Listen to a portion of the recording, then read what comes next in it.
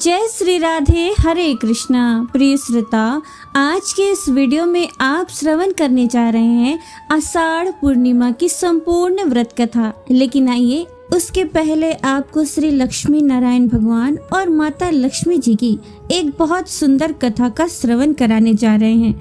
कथा को सुनकर आप सभी कमेंट बॉक्स में लक्ष्मी माता की जय लिखना मत भूलिएगा। और अगर आपको आज की कथा पसंद आए तो वीडियो को लाइक करके चैनल को सब्सक्राइब भी जरूर कर दीजिएगा। एक बार ऋषि और मुनियों में ये बहस हो गई कि आखिर तीनों देवों में से सबसे सर्वश्रेष्ठ कौन है। इस बात का पता लगाने के लिए उन्होंने ऋषि भृगु का चयन किया। ऋषि भृगु सबसे पहले सृष्टिकर्ता महर्षि ब्रह्मा जी के पास गए। वहां जाकर उन्होंने ना तो ब्रह्मा जी को प्रणाम किया और ना तो उनका सम्मान ही किया, जिससे ब्रह्मा जी नाराज हो गए। इसके बाद महर्षि भृगु भगवान शिव के पास गए और वहां पर भी उन्होंने यही व्यवहार किया, जिससे भगवान शिव जी भी क्रोधित हो गए। अंत में वे भगवान विष्णु के पास पहुँचे। उस समय भगवान विष्णु योग निद्रा में थे। ऋषि भृगु ने उन्हें जगाने की कोशिश की, लेकिन जब वे नहीं उठे तो क्रोध में आकर उन्होंने उनकी छाती पर लात मार दी। ऋषि के इस व्यवहार पर भी भगवान विष्णु शांत रहे। उन्होंने तुरंत महर्षि भृगु के चरण पकड़ लिए और बड़ी विनम्रता से पूछा, महर्षि, क्या मेरी कठोर छाती से आपके पैर में चोट तो नहीं लगी? ये देखकर महर्षि भृगु को निश्चित हो गया कि तीनों देवताओं में भगवान विष्णु ही सबसे श्रेष्ठ हैं। हालांकि इस घटना से माता लक्ष्मी जी अत्यंत दुखी और क्रोधित हो गईं। उन्होंने भृगु ऋषि को श्राप दिया कि वे कभी भी ब्राह्मणों के घर नहीं जाएंगी, और शायद यही कारण है कि ब्राह्मणों को सामान्यतः संपत्ति और वैभव स्थायी रूप से प्राप्त नहीं होता। इस विषय में एक और कथा प्रचलित है, जिसके अनुसार एक बार देवर्षि नारद जी विष्णु लोक गए और वहां जाकर भगवान से प्रार्थना की कि प्रभु, इस चातुर्मास में आप ब्राह्मण बनकर धरती के भक्तों को उपदेश देकर मोक्ष प्रदान करने के लिए चलिए। भक्त वत्सल नारायण भगवान ने स्वीकृति दे दी। पास में ही लक्ष्मी जी भी बैठी थी। नारद जी ने उनको प्रणाम नहीं किया और बीड़ा उठाकर श्रीमन नारायण नारायण कहते हुए चल पड़े, जिससे लक्ष्मी जी रुष्ट हो गई कि ये तो मेरी अवमानना है। हालांकि देवर्षि नारद जी ने जो कुछ भी किया उसके पीछे भी प्रभु की ही लीला थी। देवर्षि नारद जी कभी भी अकारण कोई कार्य नहीं करते। कभी कभी उनके व्यवहार से देवी देवताओं को क्रोध तक आ जाता है, लेकिन ये सब भी किसी लीला का ही एक हिस्सा होता है। जब देवर्षि नारद जी ने माता लक्ष्मी को प्रणाम नहीं किया तो उन्होंने क्रोधित होकर पूछा, देवर्षि, बताइए, आपने मेरा अनादर क्यों किया? देवर्षि नारद जी बोले, हमें तो श्री नारायण भगवान से ही काम है, आपसे तो हमें कोई काम ही नहीं था। तब देवी लक्ष्मी जी ने नारद जी को सबक सिखाने की ठान ली। इधर नारायण भगवान वेद लेकर ब्राह्मण का रूप धरकर धरती पर निर्धारित स्थान पर एक आवासीय ग्राम में पहुँचे। भगवान को भी ये ज्ञान था कि लोग ब्राह्मणों से ही कथा श्रवण में श्रद्धा रखते हैं, इसलिए नारायण भगवान को भी ब्राह्मण बनना पड़ा। शिखा सूत्र तिलक लगाकर वे पहुंच गए जहां पर 1 मास की कथा होनी थी। लोगों ने नारद जी से सुना कि स्वयं भगवान नारायण ब्राह्मण रूप में कथा सुनाने आए हैं और अंत में कथा सुनने वाले सभी भक्तों को वे मुक्ति प्रदान करेंगे, इसलिए वहां बड़ी भारी भीड़ हो गई। उधर देवी लक्ष्मी ने देखा कि नारद जी तो अपने कार्य में सफल हो रहे हैं, अतः अपना प्रभाव तथा लोकप्रियता की शक्ति प्रदर्शन करने के लिए वो एक वृद्धा स्त्री का रूप धरकर उसी गांव में पहुंच गई। उन्होंने देखा पूरा गांव सूना पड़ा है, क्योंकि सभी ग्रामवासी तो कथा सुनने के लिए इकट्ठा हुए थे। लेकिन उसी गांव में एक महिला का घर था, जो उस समय दरवाजा बंद करके श्री नारायण के सत्संग में जाने ही वाली थी। लेकिन तभी देवी लक्ष्मी जी वहां पहुंची और बोली, माता जी, थोड़ा जल पिला दो। तब वो महिला क्रोधित होकर बोली, अरे माता जी, वैसे ही मुझे कथा सुनने के लिए इतनी देर हो गई है, मैं घर के काम धंधे में फंस गई थी, चलो मेरे साथ कथा सुनने के लिए चलो, सुना है वहाँ पर मोक्ष वितरण होगा, सो तुम भी चलो। देवी लक्ष्मी ने जैसे ही उस महिला के दरवाजे के कुंडे पर अपना हाथ रखा, देखते ही देखते वो कुंडा सोने का हो गया। अब वो महिला जिसे कथा सुनने की देरी हो रही थी, जब उसने ये सारा दृश्य देखा तो वो हैरान रह गई। बस फिर क्या था, भूल गई मोक्ष, भूल गई कथा सत्संग। कहने लगी, आइए देवी जी, चल के आप तो मेरे घर पर भोजन कीजिए। अरे केवल भोजन ही क्या, बिस्तर पर लेटकर आराम कीजिए, शयन कीजिए। तब ब्राह्मणी का रूप धरे हुए देवी लक्ष्मी जी बोली कि मैं तो इस नगर के वासियों को धनी बनाने आई हूँ, पर यहाँ के सभी लोग तो उस ब्राह्मण के मुख से कथा श्रवण करने के लिए गए हुए हैं, और वो ब्राह्मण तो मोक्ष बांट रहा है, और जब तक वो यहाँ है मैं कोई बाधा नहीं पहुँचाना चाहती। अब तो ब्राह्मणी के मुख से ये बात सुनकर वो महिला सत्संग में भागी गई, जहाँ पर उस दिन की कथा समाप्त हो रही थी। आयोजकों को उसने देवी लक्ष्मी जी के आगमन की सूचना दी। अब आयोजकों की ये बैठक हुई कि इस ब्राह्मण को यहाँ से कैसे विदा किया जाए, क्योंकि कथा तो पूरे 1 मास की होनी थी, और 1 मास तक जब कथा होती तो सभी ग्रामवासी वहाँ पर कथा सुनने के लिए इकट्ठा रहते। तो जब तक ये ब्राह्मण देवता यहाँ पर रहेंगे, हमारा अपने घर जाकर वापस जाना और अपने घर में इतनी अथाह धन संपत्ति प्राप्त करना बड़ा मुश्किल हो जाएगा। क्या पता फिर ऐसा अवसर मिले या ना मिले।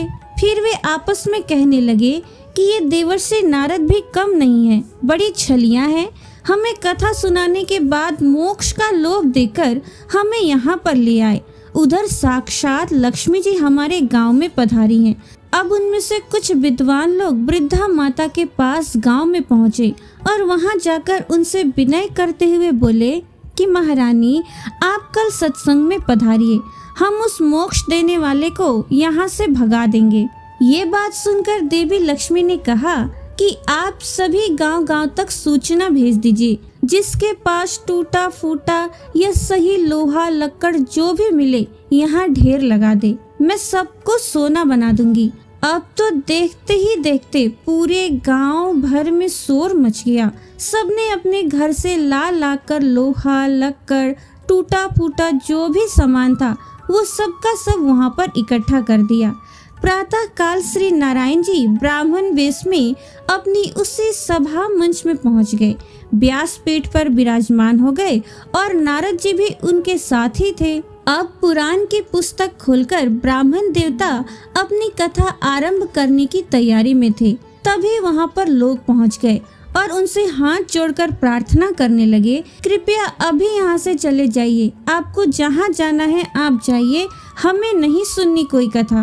अब देवर्षि नारद जी उन्हें समझाने लगे कि भाई, तुम लोगों ने इतने दिनों तक कथा सुनी है, अब कथा समाप्ति के केवल 2 ही दिन तो शेष रह गए और इसके बाद तो अब सभी को मोक्ष भी मिलेगा। लेकिन लोग नहीं माने, क्योंकि उनकी आंखों पर तो मोह माया और धन संपत्ति का पर्दा पड़ चुका था, स्वार्थ और लालच का पर्दा पड़ चुका था, और वे मोक्ष प्राप्ति के बजाय धन को महत्व दे रहे थे।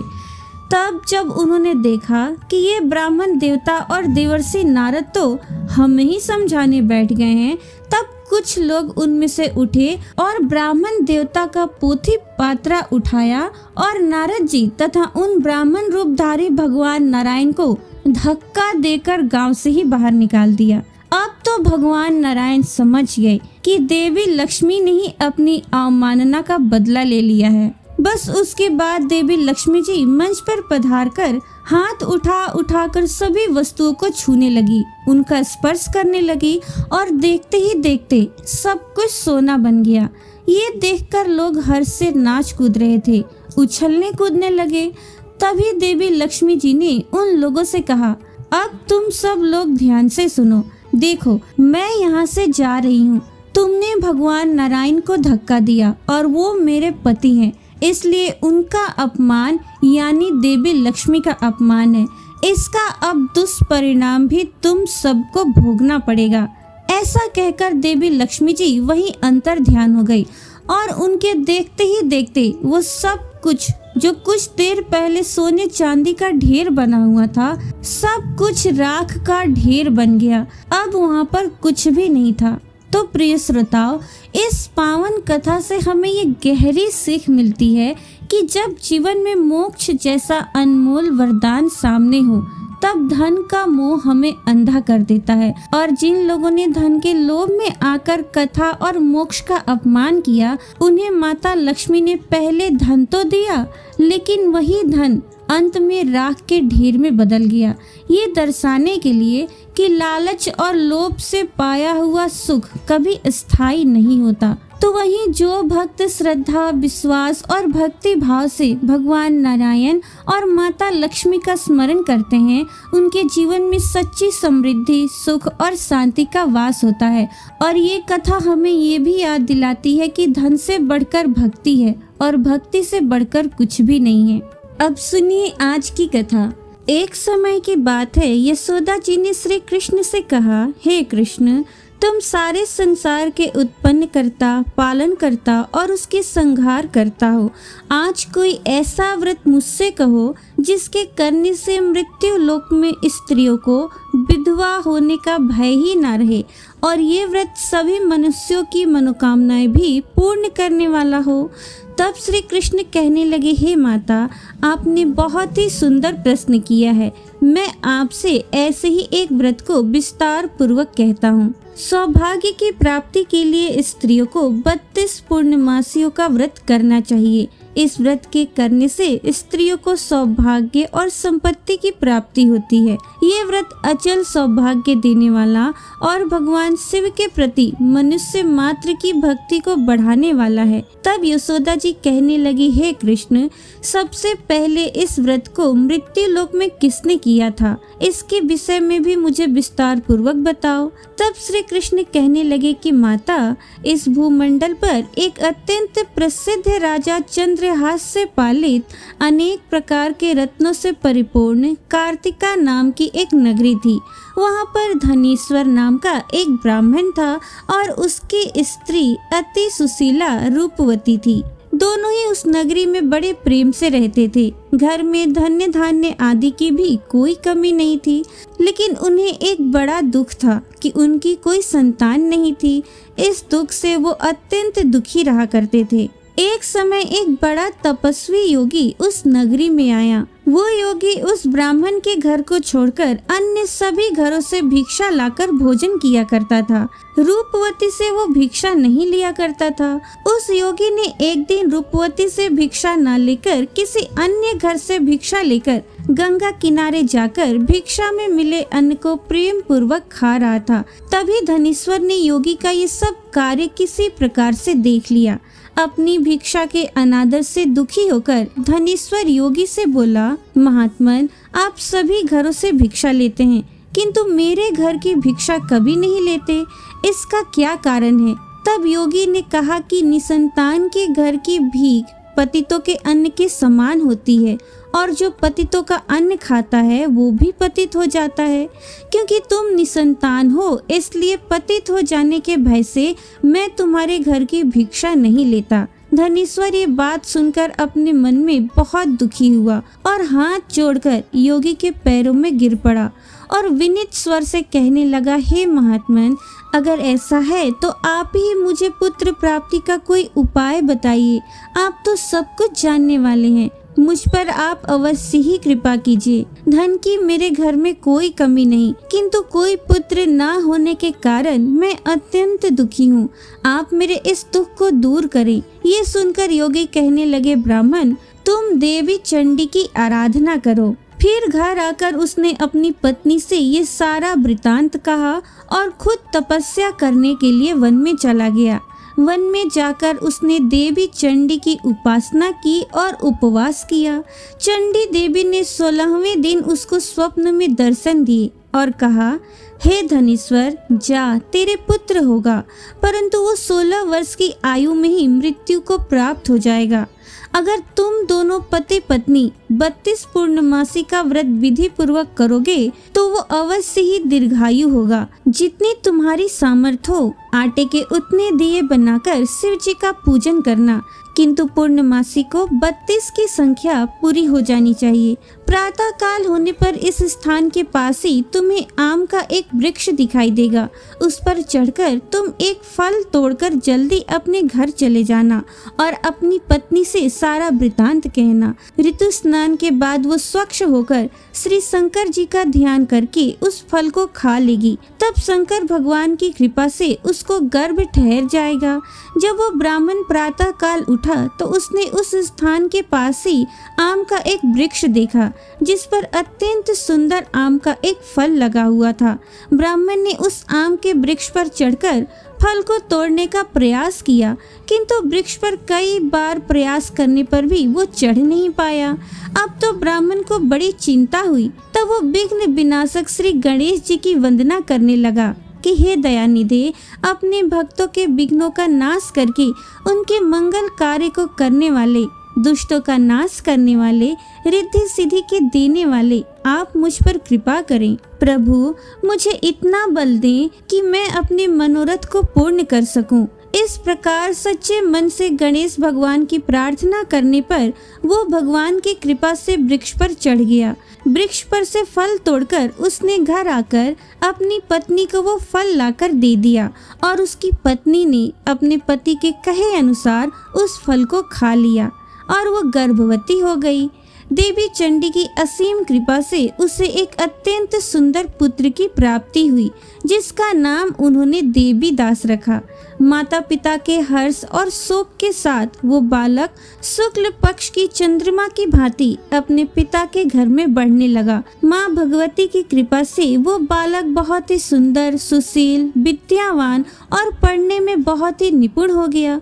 दुर्गा जी की आज्ञा अनुसार उसकी माता ने 32 पूर्णमासी का व्रत रखना प्रारंभ कर दिया था जिससे उसके पुत्र की आयु लंबी हो जाए। 16वां वर्ष लगते ही देवी दास के माता पिता को बड़ी चिंता हो गई कि कहीं उनके पुत्र की इस वर्ष मृत्यु न हो जाए। इसलिए उन्होंने अपने मन में विचार किया कि यदि ये दुर्घटना उनके सामने हो गई तो वे कैसे सहन कर सकेंगे। इसलिए उन्होंने देवी दास के मामा को बुलाया और उनसे कहा कि हमारी इच्छा है कि देवी दास 1 वर्ष तक काशी में जाकर विद्या अध्ययन करे, लेकिन उसको अकेला छोड़ना नहीं है, इसलिए तुम साथ में जाओ और 1 वर्ष के बाद इसको वापस लेकर लौट आना। सारा प्रबंध करके उसके माता पिता ने काशी जाने के लिए देवी दास को एक घोड़े पर बिठाया और उसके मामा को उसके साथ भेज दिया। किंतु बालक के अल्पायु होने की बात बालक को या उसके मामा को नहीं कही। धनेश्वर ने अपनी पत्नी के साथ मिलकर अपने पुत्र की मंगल कामना और दीर्घायु के लिए देवी भगवती की आराधना और पूर्णमासियों का व्रत करना प्रारंभ कर दिया। इस प्रकार बराबर 32 पूर्णमासी का व्रत पूरा किया। कुछ समय बीतने के बाद एक दिन वो दोनों मामा और भांजे रास्ते में रात बिताने के लिए किसी ग्राम में ठहरे हुए थे। उस दिन उस गांव में एक ब्राह्मण की अत्यंत सुंदरी, सुशीला और विदुषी तथा गुणवती कन्या का विवाह होने वाला था। जिस धर्मशाला के अंदर वर और उसकी बारात ठहरी हुई थी उसी धर्मशाला में देवी दास और उसके मामा भी ठहरे हुए थे। संयोगवश कन्या को तेल आदि चढ़ाकर मंडप आदि का कर्म किया गया तो लग्न के समय वर को धनुर्वात हो गया। इसलिए वर के पिता ने अपने कुटुंबियों से परामर्श करके निश्चय किया कि ये देवी दास मेरे पुत्र जैसा ही सुंदर है, मैं इसके साथ ही लग्न करा दूं और बाद में विवाह के अन्य कार्य मेरे लड़के के साथ हो जाएंगे। ऐसा सोचकर देवी दास के मामा से जाकर बोला कि तुम थोड़ी देर के लिए अपने भांजे को हमें दे दो जिससे विवाह के लग्न का सब कार्य सुचारू रूप से हो सके। तब उसका मामा कहने लगा कि जो कुछ भी मधुपर्क आदि कन्यादान के समय वर को मिले वो सब हमें दे दिया जाए तो मेरा भांजा इस बारात का दूल्हा बन जाएगा। ये बात वर के पिता ने स्वीकार कर ली और तब मामा ने अपना भांजा वर बनने को भेज दिया और उसके साथ विवाह के सभी कार्य रात में विधि पूर्वक संपन्न हो गए। पत्नी के साथ वो भोजन नहीं कर सका। दुखी मन से वो सोचने लगा कि ना जाने ये कैसी स्त्री होगी वो एकांत में इसी सोच में पड़ा हुआ था कि उसकी आंखों में आंसू भी आ गए। तब उसकी पत्नी ने पूछा कि क्या बात है, आप इतने उदास और दुखी क्यों हो रहे हैं। तब उसने ये सारी बातें जो वर के पिता और उसके मामा में हुई थी वधु को बता दी। तब वो वधु कहने लगी कि ये ब्रह्म विवाह के विपरीत कैसे हो सकता है। देव, ब्राह्मण और अग्नि के सामने मैंने आपको ही अपना पति बनाया है, इसलिए आप ही मेरे पति हैं। मैं आपकी ही पत्नी रहूंगी, किसी अन्य की बिल्कुल नहीं। तब देवीदास ने कहा कि ऐसा मत करो, क्योंकि मेरी आयु बहुत थोड़ी है। मेरे मरने के बाद तुम्हारी क्या गति होगी, इस बात को अच्छी तरह से सोच लो।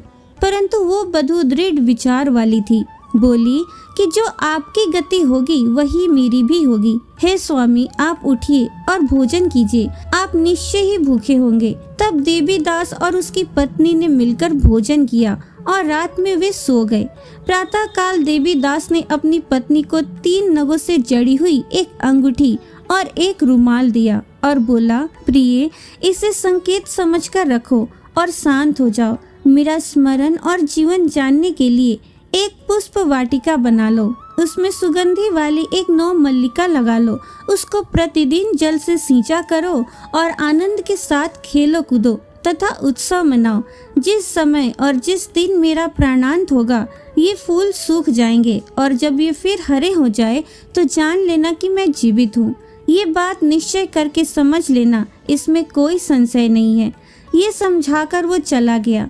प्रातः काल होते ही वहां पर गाजे बाजे बजने लगे और जिस समय विवाह के कार्य समाप्त करने के लिए वर तथा सारे बाराती मंडप में आए तो कन्या ने वर को भली प्रकार से देखकर अपने पिता से कहा कि ये मेरा पति नहीं है, मेरा पति वही है जिसके साथ रात्रि में मेरा पाणी ग्रहण हुआ था। इसके साथ मेरा विवाह नहीं हुआ है। यदि ये वही है तो बताए कि मैंने इसको क्या दिया। मधुपर्क और कन्यादान के समय मैंने जो आभूषण आदि दिए थे उन्हें दिखाए तथा रात में मैंने क्या गुप्त बातें कही थी वो सब सुनाए। पिता ने उसके कथना अनुसार वर को बुलवाया। कन्या की सारी बातें सुनकर वो कहने लगा कि मैं कुछ नहीं जानता। इसके बाद वो लज्जित होकर वहाँ से चला गया और सारी बारात भी अपमानित होकर वहाँ से लौट गई। भगवान श्री कृष्ण बोले, हे माता, इस प्रकार देवीदास काशी में विद्या अध्ययन के लिए चला गया। जब कुछ समय बीत गया तो काल से प्रेरित होकर एक सर्प रात्रि के समय उसको डसने के लिए वहाँ पर आया।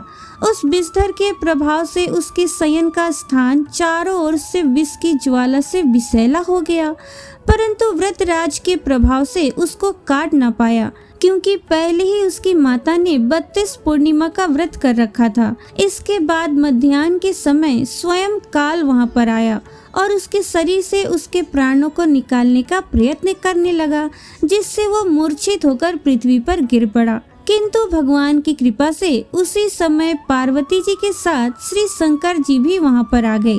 उसको मूर्छित दशा में देखकर पार्वती जी ने भगवान शंकर से प्रार्थना की कि हे महाराज, इस बालक की माता ने पहले 32 पूर्णिमा का व्रत किया था, जिसके प्रभाव से हे भगवान आप इसको प्राण दान दें। भवानी के कहने पर भक्त वत्सल भगवान श्री शिव जी ने उसको प्राण दान दे दिया। इस व्रत के प्रभाव से काल को भी पीछे हटना पड़ा और देवीदास स्वस्थ होकर बैठ गया। उधर उसकी पत्नी उसके काल की प्रतीक्षा किया करती थी। एक दिन उसने देखा कि उस पुष्प वाटिका में पत्र पुष्प कुछ भी नहीं रहे, सब कुछ सूखकर नष्ट हो गए हैं। तो उसे बड़ा आश्चर्य हुआ, किंतु कुछ ही देर में वो सब वाटिका पहले की तरह हरी भरी हो गई। तब वो समझ गई कि उसके पति पुनर्जीवित हो गए हैं। ये देखकर वो बहुत प्रसन्न होकर अपने पिता से कहने लगी, पिताजी, मेरे पति जीवित हैं, आप उनको ढूंढिए। जब 16वां वर्ष बीत गया तो देवीदास भी अपने मामा के साथ काशी से वापस अपने घर के लिए चल पड़ा। इधर उसके ससुर उसको ढूंढने के लिए घर से जाने ही वाले थे कि वो दोनों मामा भांजा वहीं पर आ गए। उसको आया देखकर उसका ससुर बड़ी प्रसन्नता के साथ उसे अपने घर में ले गया। उस समय नगर के निवासी भी वहाँ इकट्ठा हो गए और फिर सबने निश्चय किया कि अवश्य ही इस बालक के साथ इसी कन्या का विवाह हुआ था। उस बालक को जब कन्या ने देखा तो पहचान लिया और कहा कि ये तो वही है जो संकेत करके गए थे। फिर सब कहने लगे कि भला हुआ जो ये आ गया, और तब सब नगरवासियों ने खूब आनंद मनाया। कुछ दिन के बाद देवीदास अपनी पत्नी और अपने मामा के साथ अपने ससुर के घर से बहुत सारा उपहार लेकर अपने घर की ओर चल पड़ा। जब वो अपने नगर के निकट गया तो कई लोगों ने उसे देखकर उसके माता पिता को पहले ही जाकर सूचना दे दी कि तुम्हारा पुत्र देवीदास अपनी पत्नी और मामा के साथ आ रहा है। ऐसा सुनकर पहले तो उन्हें विश्वास ही नहीं हुआ, किंतु जब और लोगों ने भी आकर उनकी बातों का समर्थन किया तब उन्हें बड़ा आश्चर्य हुआ। इतने में ही देवीदास भी अपने घर पहुंच गया और देवीदास ने अपने माता पिता के चरणों में सिर रखकर प्रणाम किया और उसकी पत्नी ने भी अपने सास ससुर के चरणों को स्पर्श किया तो माता पिता ने अपने पुत्र और पुत्र वधू को अपने हृदय से लगा लिया और सबकी आंखों से प्रेम के आंसू बहने लगे। अपने पुत्र और पुत्र वधू के आने की खुशी में धनेश्वर ने बड़ा भारी उत्सव किया और ब्राह्मणों को भी बहुत सा दान दक्षिणा देकर प्रसन्न किया। भगवान श्री कृष्ण कहने लगे, हे माता, इस प्रकार धनेश्वर 32 पूर्णमासियों के व्रत के प्रभाव से पुत्रवान हो गया। जो भी स्त्रियां इस व्रत को करती हैं वे जन्म जन्मांतर में भी वैधव्य का दुख नहीं भोगती और सदैव ही सौभाग्यवती बनी रहती हैं। ये मेरा वचन है, इसमें कोई भी संदेह नहीं है। ये व्रत पुत्र पौत्रों को देने वाला तथा संपूर्ण मनोकामनाओं को पूर्ण करने वाला है। 32 पूर्णमासियों के व्रत करने से व्रती की सारी इच्छाएं भगवान की कृपा से पूर्ण हो जाती हैं।